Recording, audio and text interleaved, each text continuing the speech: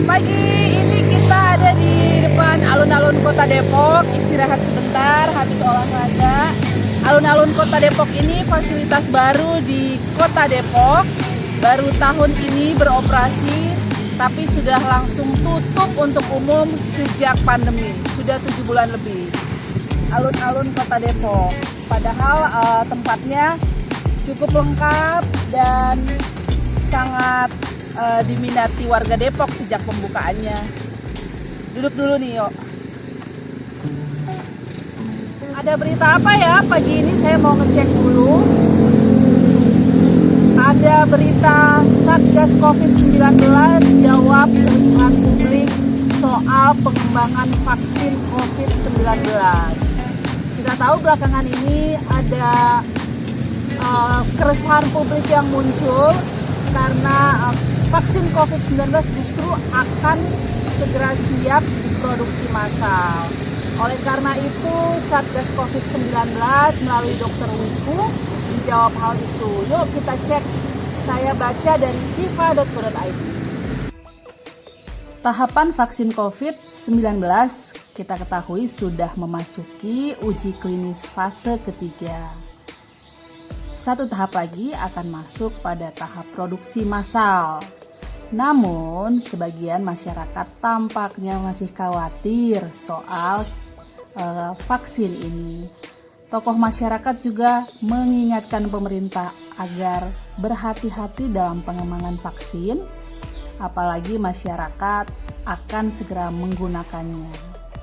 Diketahui vaksin yang kita gunakan juga adalah produksi negara lain.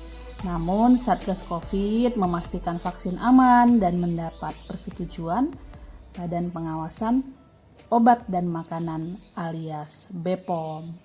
Sehingga pemerintah kembali mengingatkan bahwa vaksin ini akan aman digunakan untuk segera mengatasi wabah.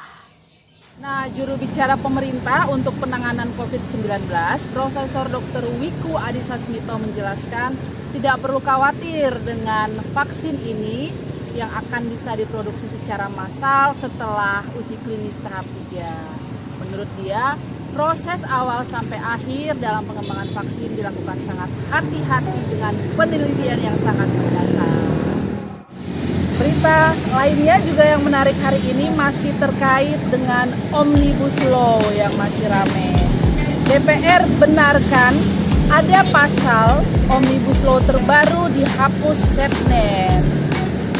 Jadi Ketua Badan Legislasi DPR, Supratman Andi Aktas, membenarkan hilangnya pasal ini, yaitu tentang minyak dan gas bumi dari Omnibus Law.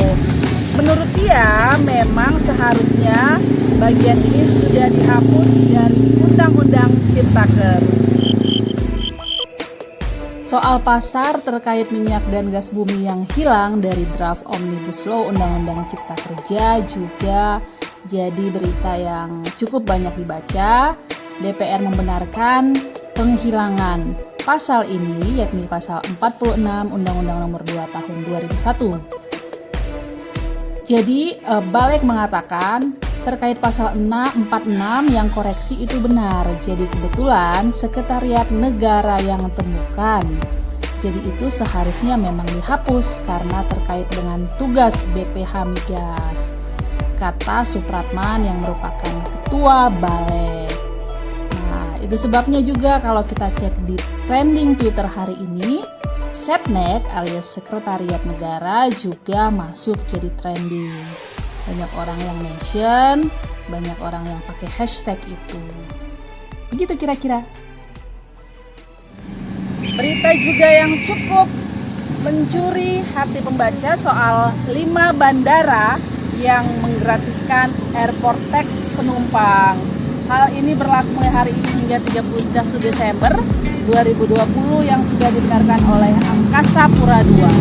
Apa 5 bandara itu? Ada Bandara Soekarno-Hatta, Bandara Kuala Namu Deli Serdang, Bandara Halim Perdana Kusuma, Bandara Silangit Isi Borong-Borong, dan Bandara Banyuwangi. Yuk kita cek.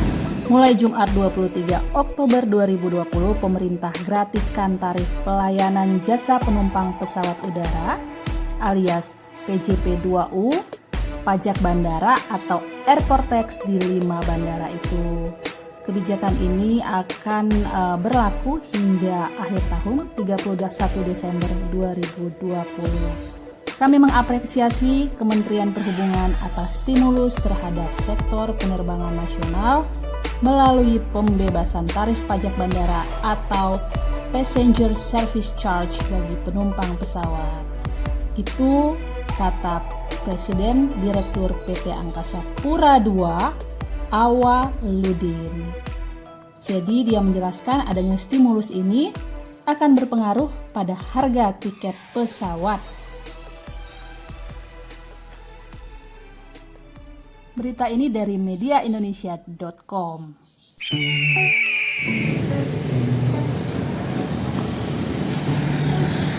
Nah, itu dia 3 berita yang sudah kita ulas hari ini soal vaksin COVID, kemudian soal pasal hilang di Omnibus Law 2000 di tahun ini, kemudian yang terakhir tadi 5 bandara menggratiskan airport tax.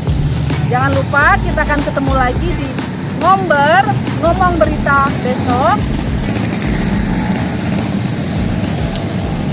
Tetap sehat selalu.